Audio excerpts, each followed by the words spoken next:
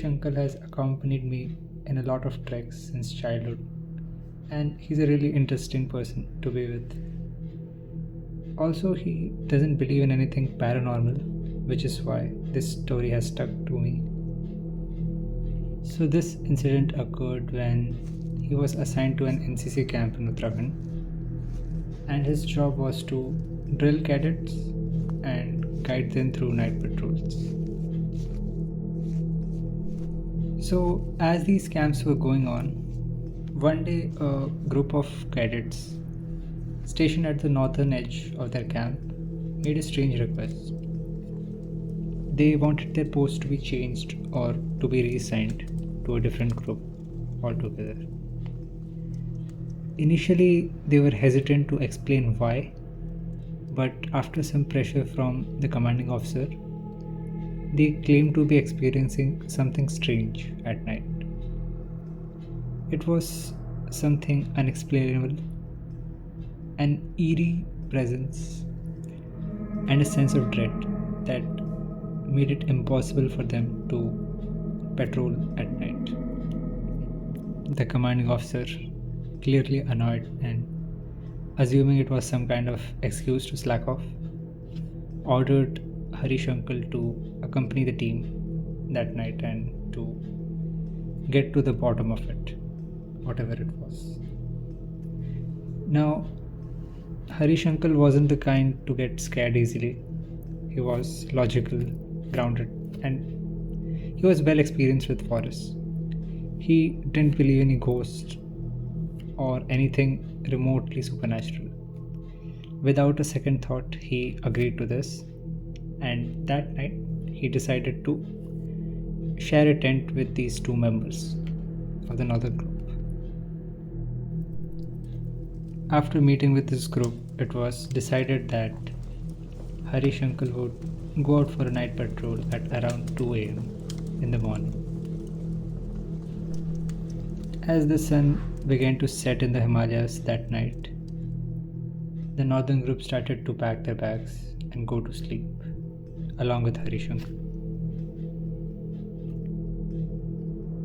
Harish uncle woke up to the sound of his alarm and he looked at his watch. The time was around 3 am and he was an hour late. So he quickly got ready, washed his face, and started his hike towards the mountain. Now, this trail consisted of a 3-kilometer road in which he had to travel for around an hour and come back. Still a bit groggy and hazy from sleep, Harish uncle grabbed his torch and water bottle as he stepped out of the tent and began his patrol along the mountainous trail. The moon was nearly full that night, enough for him to switch off his torch for a while. As he walked, the forest felt alive. Crickets chirped, trees swayed, and owls hooted. The usual sounds of the wild comforted him. About an hour later, he began to question why he even agreed to come. He could have just slept like everyone else. That's when he heard a sudden noise. A faint rustling sound coming from his right. He realized it had been there for some time, but he had only now become aware of it. Every time he stopped, the rustling also stopped, and as he walked, the sound walked along him. His heartbeat picked up. Was it some animal? A cadet playing prank, maybe? Or just something else? He suddenly noticed that the forest had gone unnaturally silent.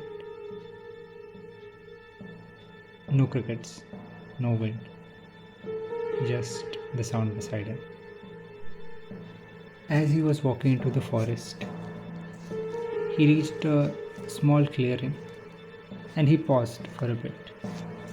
He glanced towards his right side where the sound was emanating from, and then he saw it. A faint blue glow appeared in the bushes, and from it emerged a glowing apparition.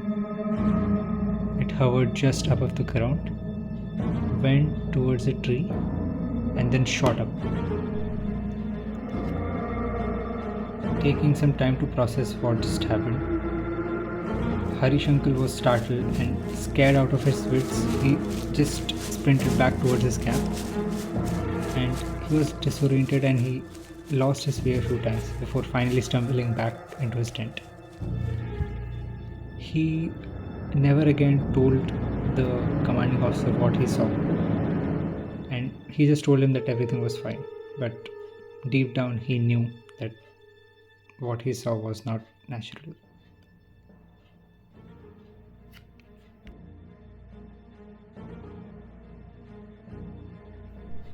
Eventually, over the weeks, the camp location was changed for some unknown reason. But that night planted a quiet belief in Harish uncle that perhaps there are things out there that we can't see and can't explain, but they do exist, watching from the woods.